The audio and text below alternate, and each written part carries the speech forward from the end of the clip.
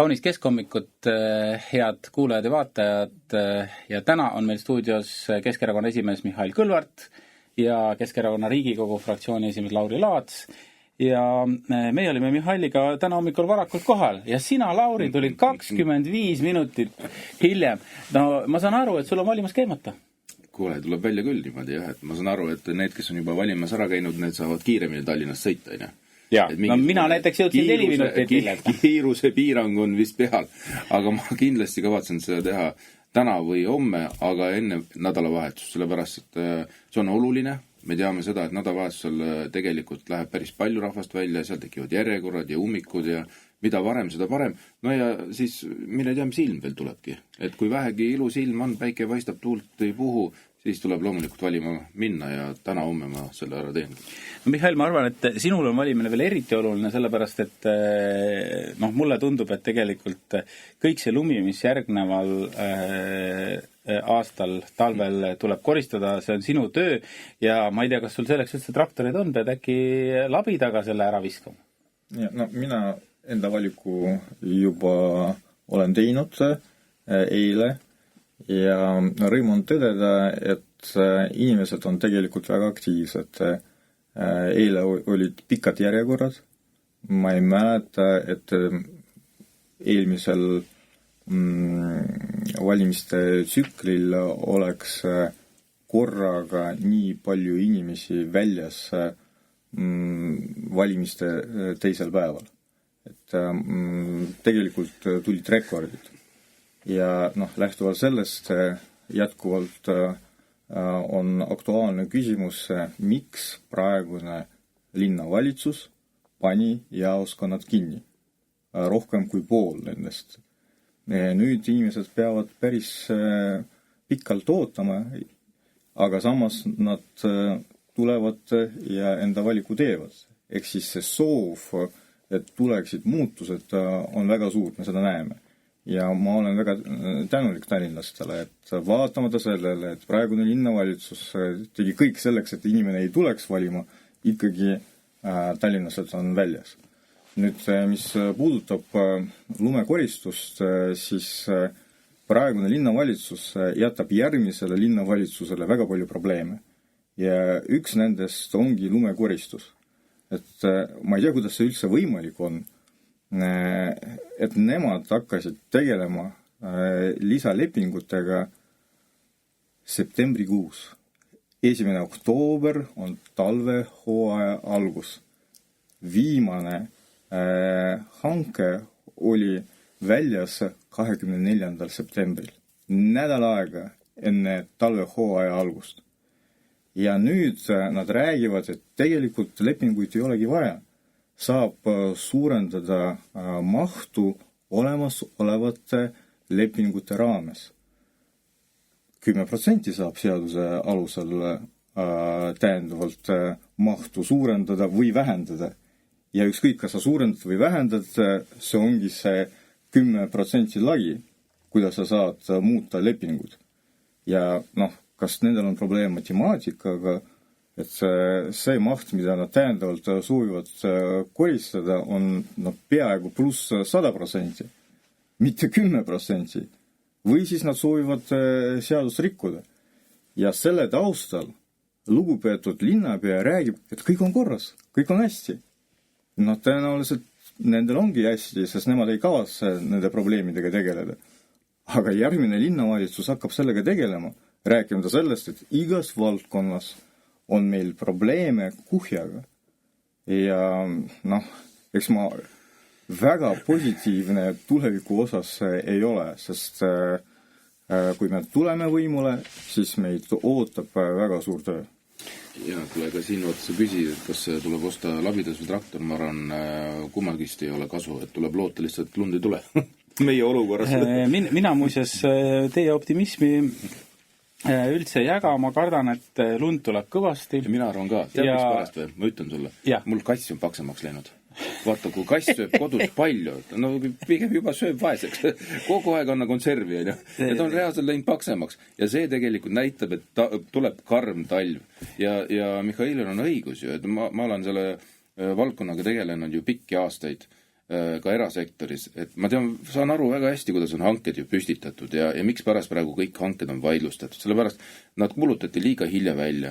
Selleks, et hankes osaleda, on vaja tegelikult tehnikat, et pakkuda teenust. Tehnikat tuleb tellida, tellimistarneajad on pikad ja kui vaadata kõiki sisse nendesse olemasolevatesse lepingutesse, siis tegelikult need lepingu nii-öelda raamis olevad rahalised vahendid on juba ära kulutatud. Ja kõik need täiendavad tööd, mida tahetakse tellida, see on puhtalt riigihanke siis seaduse rikkumine ja see loomulikult toob riikliku järelevalve ja Tallinn võib sellest saada ju trahvid ja karistada. No praegu me vähemalt teame, kes on süüdi selles olukorras. Lauri Kass. Minu kass. Lauri Kass. Et kui pärast valimisi keegi hakkab küsima, et kuidas see olukord nagu tekkis, et lumi tuli, aga keegi ei korista. Palun. Aga ma hoiatasin. Mina arvan, et nüüd pärast tänast saadet läheb Eesti poliitilises folklooris käibele uus selline isik, kelle nimi on Lauri Kass ja keegi ei saa aru, et kas ta on mees või naine. Aga lumega seoses tegelikult mehed, on selline huvitav asi, et Eestisse on saabunud juba esimesed kliimapõgenikud, sellepärast, et kõigil on Euroopa kuumusest täiesti kõrini, protsess on täiesti vastupidine, mitte keegi ei taha enam põgeneda Malagasse, vaid kõik tahavad kolida Tallinnasse või äärmisel juhul Missosse, aga kui nüüd see lumesadu siin ikkagi jätkub, siis mul on teile selline huvitav küsimus, et ma sõidan päris tihti Balti jaama poolt Paksu Margaretast mööda. Ja seal on siis ühesuunaliseks tehtud tee. Seal tavaliselt ma näen ühte ratturit võib-olla 5 korral, 6 korral, kui ma sealt mööda sõidan siit, sama rattur ootab siit. Et kahjuks ma ei ela ju Tallinnas, nagu te teate, ja ma käin siin lihtsalt tööl aeg-ajalt, aga minu küsimus teile on see, et kas mõned sellised ebamõistlikud rattateed ka tulevikus saavad asendatud sellise liiklusega, olgu siis bussid või autod või jalakäijad, et inimesed saaksid ikkagi liikuda. Et mulle tundub, et peale minu on veel mõni selline, kes leiab, et Tallinna rohestamine olukorras, kus sajab ainult lund, ei ole mõistlik. No, tegelikult on olemas hea näide, kuidas saab linnaruumi jagada nii, et kedagi me ei solva ega ka ei piira, vaid loome täiendavaid võimalusi. Eks see on reiditee.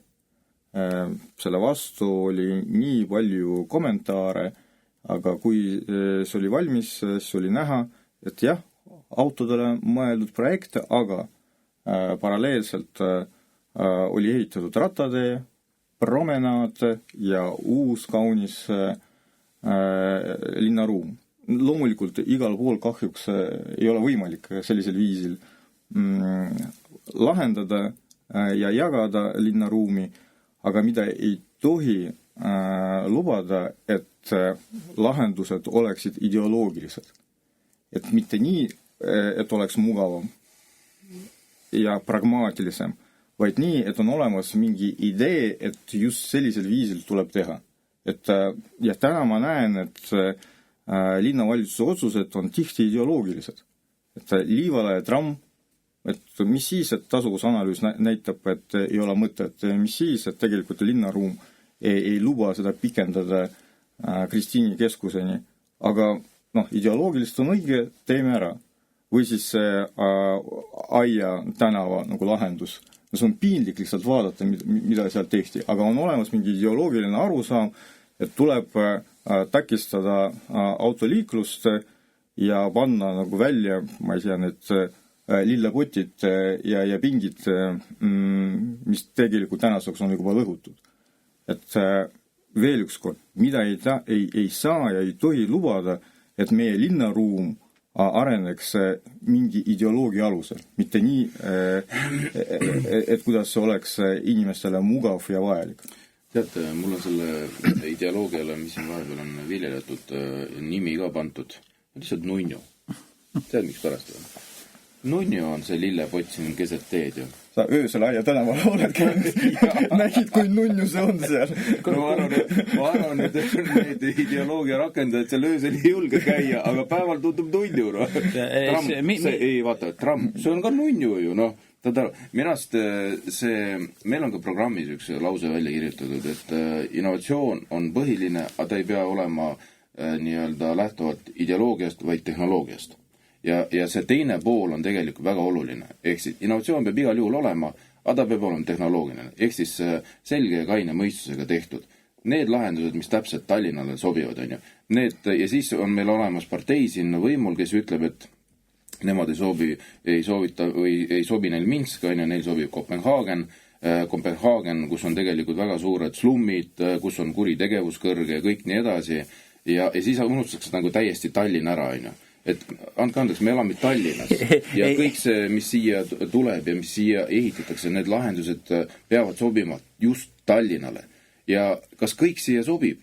Need mõtted, mis on üks või teine või kolmas erakond nagu välja käinud, loomulikult mitte. Ma pean tunnistama, et see kampaania, ma suhtun kõikidesse inimestesse hästi, aga see kampaania konkreetselt on küll täielikult ebaõnnestunud, sellepärast, et mina näiteks ei tahaks elada ei Minskis ega Kopenhaagenis. Mina tahaks ka siin Tallinnas elada. Mina tahan ainult Tallinnas elada ja kui nemad tahavad Kopenhaagenis elada, siis nad peavad õppima ära taani keele ja taotlema kodakondsust, see võtab päris kaua aega. Ma ei tea täpselt, kuidas need reeglid on, aga ma arvan, nii et ütleme, kui te tahate ikkagi elada Tallinnas, siis te peate valima neid erakondi, kes ikkagi tahavad Tallinnat arendada, mitte Minskit ja Kopenhaagenit.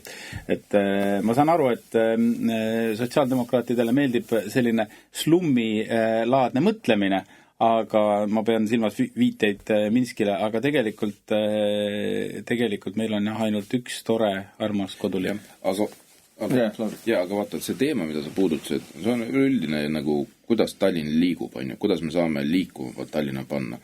Praegu me oleme vaatanud ja tehes nagu jällegi õues kampaaniad, Tallinn seisab. Mul ei ole kunagi selliseid hommikuid olnud, nagu praegu Mustamäelt Sõpruse või Mustamäe teel. See on nagu täiesti uus pilt minu jaoks. Ja kuna sa oled seal nagu tundide viisi, teed kampaaniad, siis sa tegelikult näed, kuidas asi on nagu muutunud ja mitte paremuse poole. Et mis on nagu esimene ülesanne linnavalitsusel, mis üleüldiselt puudutab Tallinna nagu nii-enda liikluskorraldust, on see tagada sujuv, normaalne, kiire liikumine. Ja siis tuleb hakata nii-öelda üksi pulki seda lahendama, on ju. Kas meil on vaja selleks busse, rohkem, vähem, keskkonnasäästlikumad, mitte, on ju, jah, palun, lahendame selle. Kas meil on vaja trammi, jah, kui on vaja, kas ta mahub kuskil ära, ei mahu kuskil ära ja sellest lähtuvad, teeme selle otsuse ära. Nüüd täpselt samad jalgratturid, et kuhu neid, mis viisil, kas nad muutuvad ohtlikud või vastupidi, liiklus muutub nende jaoks ohtlikuks, kas on mõtet igal poole joonida ja neid torbikud panna, jah, palun lahendame selle asja. Ja niimoodi tüki haaval, klotsi haaval tulebki pusle kokku panna ja tehagi see nii-öelda plaan valmis. Ja mitte mingil juhul ei tohi lähtuda sellest nii-öelda ideoloogiast nunnu. No ma arvan, et hea näide on, et praegune linnavalitsus käitub nagu bolševikud, on Põhja-Tallinna trammiliin, ehk siis Pelguranna liin. Et kõigile on selge, et Kitsas tänav, Puhangu tänav nagu ei ole nagu mõeldav, et seal oleks veel ka trammiliin. Ma ei räägi isegi sellest, et loomulikult kõik elanikud on selle vastu, aga ka terve mõistus peaks ju ka midagi ütlema, kui see on olemas. See kellelgi on. Ja nüüd vaatame edasi, et ehk siis tagasipööre on planeeritud Stroomi pargis, mere ääres. Ja see ei ole ainult kohalike inimeste mure, tegelikult kõik tallinlased seal puhkavad, jalutavad eriti suvel ja eelkõige lapsed ja pered üldse. Ja siis me ütleme, et me võtame teie käest selle linnaruumi ära selleks, et tagada trammile tagasipööred. Et milleks on vaja teha midagi, mis halvendab inimeste elu. Sellepärast, et ideoloogiliselt tramm on õige lahendus. See ei kõla ju, isegi ei kõla nagu normaalselt, rääkimata sellest, et päriselu, see on katastroof, kui selle plaani järgi linnavalitsus läheb. Nüüd Kopenhaageni osas mul tekkis tegelikult üks mõte, et mind süüdistatakse selles, et mina süvenen detailidesse. Pean tunnistama, et jah. Ja mina hakkasin üldse uurima, et kuidas Kopenhaagenis see elu on üles ehitatud, sest ma saan aru, et peamine väärtus selle linna puhul, mida soovivad sotsid meile näidata, et see on jalgrattade, nagu võrgus jalgrattade liiklus ja jalgrattade teed ja seal on nii palju neid jalgrattaid ja nii edasi. Muidu trammi seal ei ole teadaolevalt. Trammist Kopenhaagen loobus üldse. Aga tead, miks nendel tekkis see võimalus seda trammiliiklust korraldada? 2 põhjusel. Et esiteks juba mitukümmend aastat tagasi nad ehitasid magistraale, et ühendada erinevad linnaosad, mitte kesklinna kaudu, vaid sellised ringteed, ehk siis autodele mõeldud loomulikult. Ja teine, seal on metroo. Ja trammidega nad sõidavad mitte ühest linnaosas teisele, vaid nad sõidavad selle metroo peatuseni, jätavad sinna enda ratta ja siis järgmisel peatusel võtavad ja sõidavad teisega. Ja jah, tegelikult meil olekski võimalik kesklinnas võib-olla väga palju ruumi eraldada jalgratturitele, kui meil oleks metroo ja oleks ringtee. Ja suuremas plaanis varem või hiljem Tallinn peab selles suunas liikuma tegelikult. Kunagi 5-10 aastat tagasi ka mulle tundus, et see ei ole reaalne, aga tegelikult meil valikut ei ole. Peab olema ehitatud Tallinna ringtee koos tunnelitega ja varem või hiljem Tallinnas peab tekkima ka ühistransport, mis käib maal.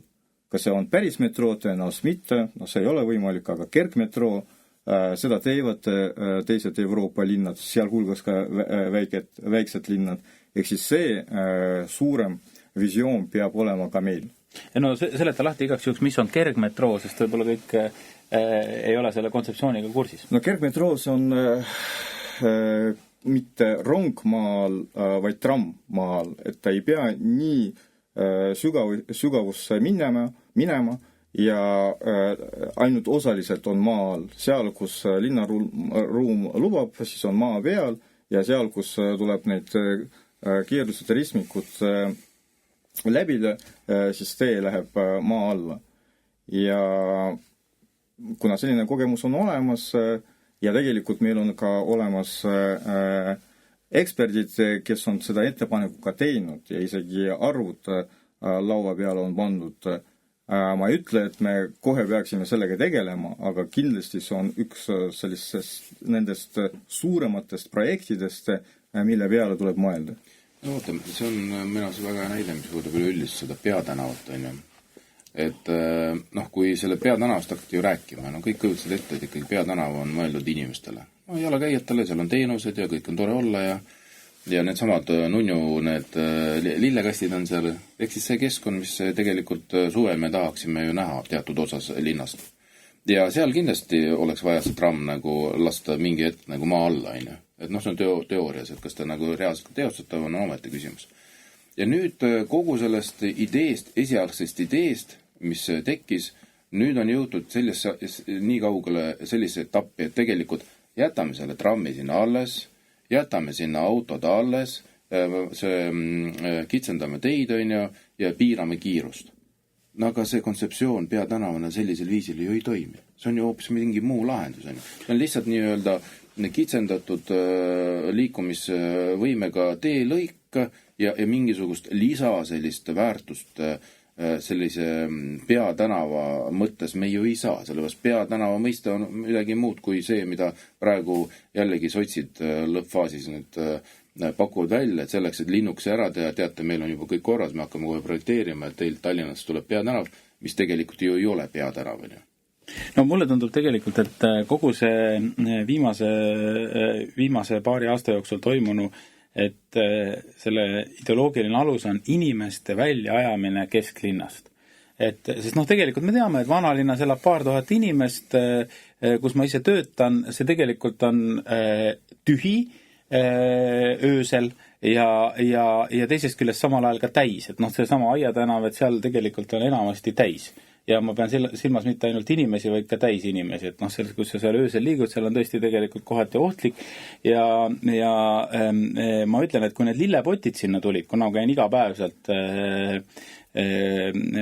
autoni ja siis kontorisse sealt, siis tegelikult ma arvan, et see selline pidutsemine õues, seal võib-olla veel intensiivistus. Et tegelikult päeval sa ei saa ka aru, et miks need lillepotid seal katki lähevad ja miks pead katki lähevad ja miks vereplekid on maas ja sa lihtsalt ei saa aru. Et tegelikult ma arvan, et see inimeste äraajamine kesklinnast on toonud nendele äridele ka tegelikult väga suurt kahju ja tulemuseks on lihtsalt see, et see südalinn muutub selliseks hüljatud kohaks, kus keegi ei taha elada, kus keegi ei taha kontorit pidada ja kõige hullem, nad ei taha ka pidutseda. Et kui nad tahaks pidutseda, siis oleks võib-olla veel arusaadav nagu Amsterdamis või kuskil mujal, et elu on vähemalt öösel. Aga meil ei ole ei eesel ega päeval. Aia tänaval pidutseda on väga mugav. Vaata, seal on pingid olemas, et pidu ja siis lähed kohe magama. Et, see on päris elu, mida me näeme seal nagu Aia tänaval kahjuks. Vaata see ideoloogia või mõtteviis, tegelikult ideoloogia peaks olema süsteemne mõtteviis. See mõtteviis, mida meie näeme, ei ole süsteemne. Ja see on igas valdkonnas nii, et me loobume projektidest selleks, et teha uuesti, aga teismoodi ja see võtab rohkem raha ja me saame ka vähem kätte. Vaata, see kõige lihtsam näide on see trall, mis toimub olümpiaujula ümber. Tegelikult juba 1,5 aastat tagasi oli võimalus alustada selle ehitamisega. Ehitusprojekt oli valmis, mis maksis 1 miljon eurot. Oli valitud partner, kes oli valmis suurem osa kinni maksta ja pärast ka opereerima. Ja pidi tulema mitte ainult olümpiaujula koos tribüünidega, et korraldada suuri rahvusvahelisi võistlusi, vaid ka spa-keskus ja ka erinevate spordialade saalid. Et vägev kompleks. Nüüd uus linnavalitsus tuli, ütles ei, meile seda vaja ei ole. Me alustame algusest peale. Arhitektuurikonkurss toimub ja ehitame ise. Ehk siis paneme ise linna raha tänaseks juba 1,5 korda rohkem, pärast veel ise opereerime ja see on korralikud tegevuskulud ja saame asja, mis on 3 korda väiksem. Et tuleb ainult ujula, suured tribüünid ei tule, spa-keskust ei tule, spordisaale ei tule. See on see mõtteviis, mida me praegu linnavalitsuses näeme. Maksame nagu rohkem, saame vähem, aga saame öelda, et see on meie tehtud. Et see ei olnud Keskerakonna projekt, me ise tegime. Kes sellest võidab? Mulle tundub, siin sa viitasid olulist. Ma käin Kalev spaas, mitte liiga tihti, aga ikka käin ujumas ja sageli on seal ikkagi, ega seal hommikuti rahvast ei ole eriti. Ma küll ettevõtjaid aeg-ajalt seal näen, kes oma vaimset vormi üritavad hoida, aga ma tahaks nendest rajatistest paar sõna rääkida üldse, mis Tallinnas tegelikult peaksid tulema, sest meil on Tallinna Haigla, sellest me nüüd rääkisime. Nüüd on see ujula, eks ole, siis on linnahall. Et kui te võtaksite nüüd natukene suurelt kokku 3 kõige tähtsamat ehitist ja rajatist, mille peale tuleb vähemalt tõsiselt mõelda, ma ei ütle, et nüüd homme teha, aga tõsiselt mõelda, mis need võiksid olla? Sa ju neid nimetasid ära kohe. Ma nimetasid ära. Et ühesõnaga, ma loodan siis, et linnahalli asemele tuleb midagi, mis on parem. Tallinna Haigla tuleb, aga millal ei tea, selles mõttes ma mäletan meie eelmist saadet ja vestlust selles osas, aga kas on mõni selle... üks hoone on veel, mida ju siin pikalt on räägitud ja mida soovitakse ehitada, see on see areena. Ehk siis vaata, meil ikkagi Eestis puudub selline pallimängude või spordiürituste läbiviimise suur areena, mis oleks nagu rahvusvahelist mõõtu annaks välja, et kus oleks ka teatud arv vaatajate, teatud arv, lausa vist 25 000, praegu on meil areenad, kuhu mahub ära 5000 ja see on loomulikult on pärsinud seda, et need rahvusvahelised suured võistlused meil siia Eestisse nii kergelt ei ole tulnud. Jah, see on suur investeering, jah, seda tuleb teha koos riigiga ja ma arvan, et kõige mõistlikum koht on ikkagi, et see tekiks Tallinnasse või Tallinna lähiümbrusse, sellepärast, et see kindlasti annaks Tallinnasse ka lisandväärtust ja kogu Eesti majandusele. Minu arust oli väga hea näide, et mida me nägime tegelikult meie naabrite juures Lätis Riias, kus toimusidki korvpalli suured võistlused ja linn oli puupüsti täis. Ja kui on linn puupüsti täis inimesi, see tähendab seda, et ärid õitsevad ja läbi selle saab ka majandus nii-öelda lisa sellist boosti ja loomulikult ka läbi selle siis ka riigi eelarve täitub ja ka linna eelarve täitub. Ma arvan, et me peame tunnistama, et lähiaastadel riik ei investeeri Tallinnasse. Esiteks, me näeme, kes on praegu riigi valitsuses, et nemad kindlasti ei soovi Tallinna linna aidata, vaatamata sellele, et see oleks terve Eesti huvides. Ja teiseks, et majandusseis on päris halb ja lähiaastatel läheb halvemaks. Mõned asjad tuleb lihtsalt tunnistada ja selles mõttes, et see, et praegune linnavalitsus, et sotsid selleks, et korraldada endale kampaaniad, panevad 27-28 miljonit Tallinna haigla projekteerimiseks ja samas me teame, et seda miljardit kuskilt ei ole võtta ja lähiaastatel ka. Ja vot see on minu arvates lihtsalt kuritegu suuremas plaanis, et 28 miljonit linna raha selleks, et teha ilusa pilti, kuidas allkirjastatakse siis projekteerimislepingu ja sellel asjale ei ole perspektiivi. Nüüd veel üks aspekt, millega me peame nagu arvestama, et linnahalli projekt ja seal võiks olla tõepoolest nagu suur multifunktsionaalne saal, kus võiksid toimuda nii võistlused kui ka kontserdid. Ja me peame rääkima sellest ka laiemalt, sest see on ka linnahalli ümbruse projekt. Linnahalli tuleb siduda vanalinnaga, tegelikult ka Viru hotelliga, siin peab olema tekkima nagu suur, ühne, kontseptuaalne linnaruum. Ja seda oleks vaja teha koostööd erasektoriga, sellised plaanid meil ka olid. Aga millega tuleb arvestada lähiaastadel, et meie peamine prioriteet peab olema inimene, toimetulek. Kui meid ootavad rasked ajad, siis Tallinn peab tulema appi. Ja kui on vaja, et loobume mõneks aastaks ka suurtest investeeringuteks, aga püüame inimesi raskel ajal toetada. Ma arvan, et see on meie jaoks peamine prioriteet.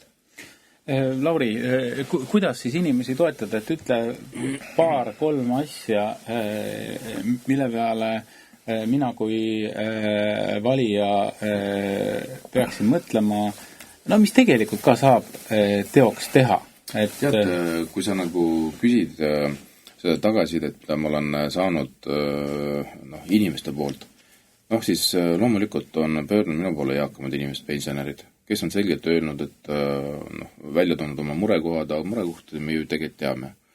Ja kas me saame neid aidata linna poolt? Jah, meil on olemas programmis, et kui me oleme rakendanud tegelikult sünnipäeva toetuse Tallinnas eakatele inimestele, kunagi ta oli seal 100 eurot, nüüd on juba 200 eurot, me oleme tasapiisi seda tõstnud, siis meie plaan on seda tõsta 300 euro peale.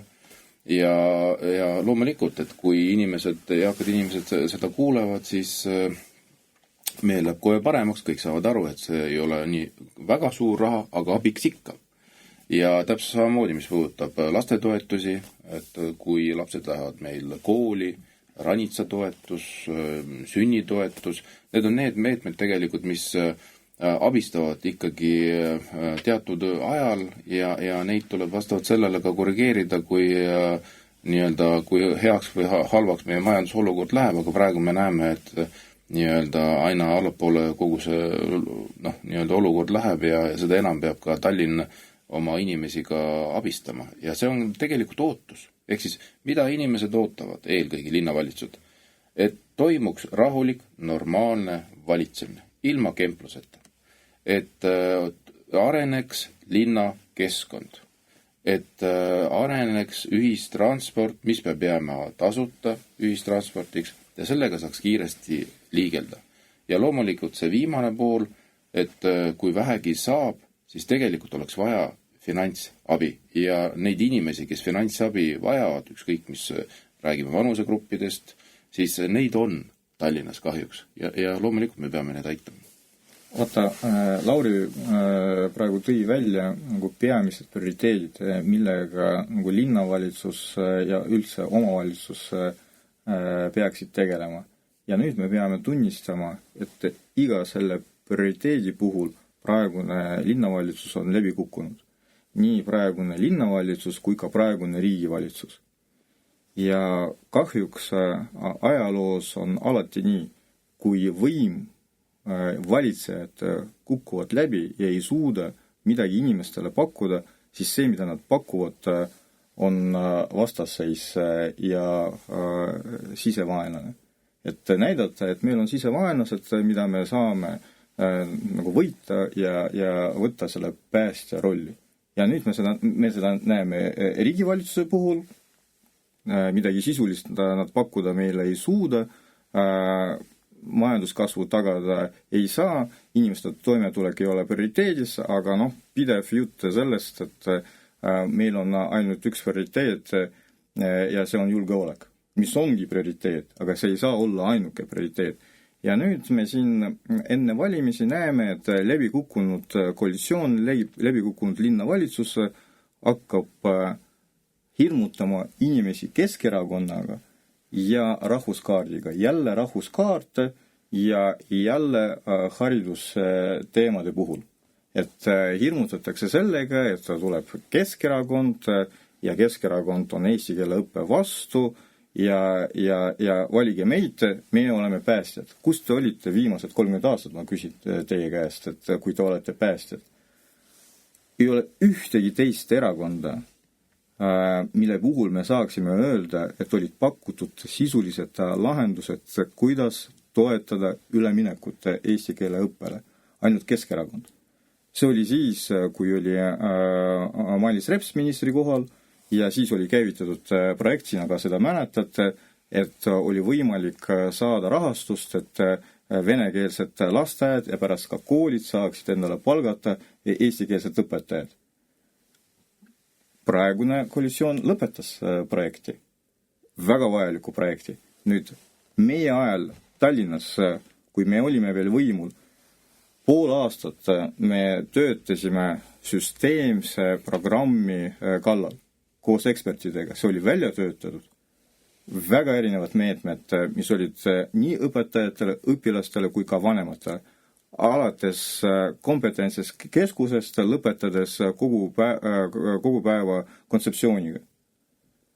Ja rääkimata õppematerjalidest, koolitustest ja teistest meetmetest. Süsteemne lähenemine, seda töötas välja Keskerakonna linnavalitsus. Ükski teine erakond ei saa midagi praegu öelda selle ülemineku protsessi kohta, sest nemad ei ole pakkunud ega ka teinud ühtegi sisulist asja, et lapsi toetada. Aga nüüd enne valimisi nad räägivad sellest, et nemad on päästjad. Mida te päästate? Te ei ole midagi teinud. Kui on midagi tehtud üldse olnud selles küsimuses, selles probleemis, seda tegi Keskerakond. Ja see on reaalsus. Aga nii on, et me näeme, kuidas läbikukkunud valitsejad ei saa meile midagi pakkuda. Selle mõnusa teadmisega me kohe ka lõpetame. Mul on hea meel, Lauri, et juba järgmisel nädalal sa jõuad stuudiosse õigeks ajaks. Lund ei ole ja isegi kui teda tuleb, siis sa oled selle ära saanud koristada. Nii et kõik, kes valimas ei ole tänaseks veel käinud, minge kindlasti valima ja ma arvan, et Mihhaili vahepeal öeldud mõte, et Tallinn vajab ka muutust, vastab tõele, aga see muutus ei ole see, mis praegu kestab, vaid tegelikult tuleb midagi päris tõsist ette võtta. Minge valima, täna olid stuudios Keskerakonna esimees Mihhail Kõlvart, Keskerakonna Riigikogu fraktsiooni esimees Lauri Laats ja mina saatejuhina Janek Mägi. Kuulake Keskhommikut jälle nädala pärast.